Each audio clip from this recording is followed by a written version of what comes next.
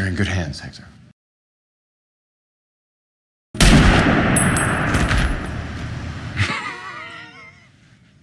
So episode 3 of Daredevil picks up on the beginning of White Tiger's trial. We begin this episode confirming how much Hector just loves his family, just like some Cuban island frog that mates for life. It mates for life. So every sunset, thousands of these frogs start calling out to their one and only love. This is important because later in the episode, instead of giving up his white tiger persona or his family like he should if he really loved them, he just has to go out and gets killed. Am I supposed to feel bad for this idiot? They still get the apartment, right? Soledad and I, we've always dreamt of having our own place, and I had finally saved up the money. Matt pretty much only has one strategy, and that's to discredit the cop that took the stand. You know the one. He somehow survives getting his neck broken in by Matt.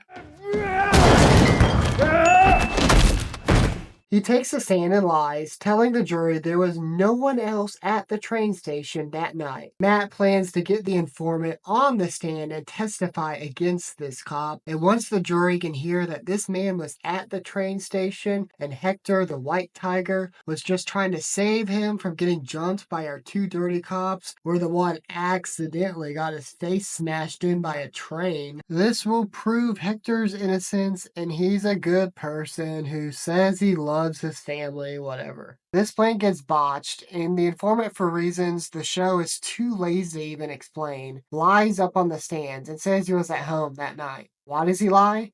Don't know. And if you're telling me someone got to him between the moment Matt rescues him, stashes him in a super secret safe location, and gets him to the courthouse, I'm calling bullshit. Also, having this informant at the trial seems to be a pretty critical error in our villain's plans to destroy the White Tiger. But don't you worry, they have a plan to stop this guy from even arriving at the courthouse. And it's just as dumb as this show. After Dirty Cop lies on stand, Matt overhears even more dirty cops saying how the informant can't take the stand. So, guess what? They send only one guy to kidnap or kill the informant before he arrives at the courthouse. How did he find the super secret safe location? Don't know. But really, they only send one? Season 3 sent an army after Matt and Nadine. Just saying, they did it better. Listen, if I was going to be part of a club of dirty cops, all having the same tattoo, symbolizing my membership in this said club, maybe don't get it tatted on your neck, bro. I'll say it. At this point, Matt is losing the case. If only we had a better lawyer waiting on the bench. You said that I was brilliant, which is true. Out of desperation, Matt decides to reveal to the jury that Hector is the White Tiger. Is there a division of hypocrisy at Murdoch? With the White Tiger's identity revealed, Matt has essentially put a huge target on his client's head. So naturally, he tells him he can no longer be this vigilante. Your White Tiger days are over. I mean, you know that, right? You can't ever put that suit back on. The jury finds the defendant not guilty.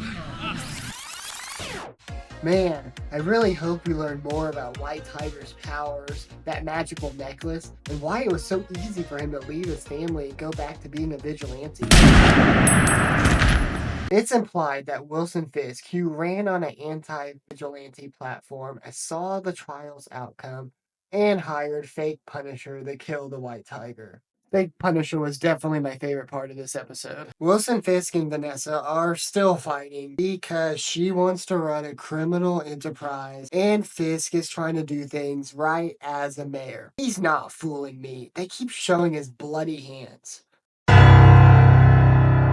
Crime is on the rise, and that's what Fisk wants. Maybe to look like a good mayor when he cleans it up. Sometimes peace needs to be broken. Chaos must reign. Just for a moment. Introduce a little anarchy.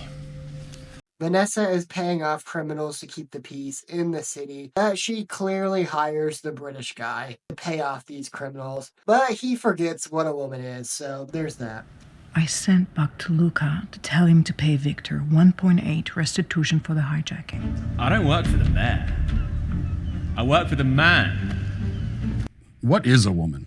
Overall, I think the writing really held this episode back, and it failed to make me care about the White Tiger as a character, especially when he made the decision to go out there when everybody told him his life was going to be on the risk and he should give up his White Tiger persona for his family's safety. And then he gets killed. It's like everybody told him this was going to happen. I'm supposed to care about him? Okay. What do you guys think?